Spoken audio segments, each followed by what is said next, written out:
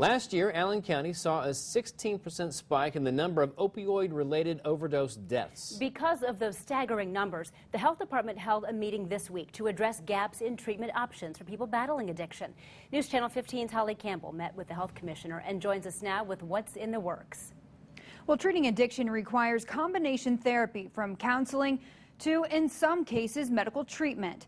That's why the health department is on a mission to create a new plan of attack to help treat addicts who might not get all the help they need.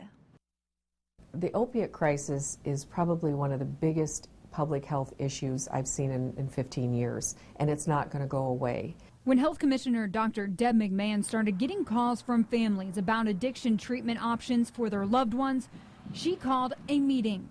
Yesterday, she met with local law enforcement, health professionals, and first responders to talk about what resources are available in the area and how they can work together. I think what we're finding here in a lot of ways are resources. We realize we don't have the capacity. McMahon says if you do get into a few places that have short-term inpatient care, it's very expensive, and insurance most likely won't pay for your treatment without a pre-existing condition. That's not the only gap in the community. We don't have a long-term care. We don't have enough providers to actually prescribe the Vivitrol or Suboxone that people may need to help them. So we have some gaps, not only in the way we communicate, but we have some real gaps in service. McMahon says the opioid crisis is a problem that touches the entire community.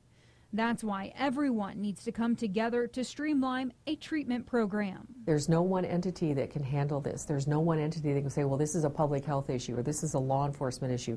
No, my friend, this is a community issue, and we all need to be working together, and we need to be able to present a treatment plan that really goes outside the scope of what I can do alone. Even if a program is developed soon, the years to come are still going to be tough for families dealing with addiction. We need to create an infrastructure that allows for that seamless communication between entities so that, again, that treatment plan really reflects what we all have to offer this patient.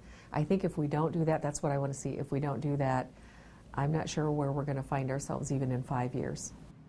McMahon and the group are now working on a complete list of local treatment options so they can move forward. Holly Campbell, News Channel 15.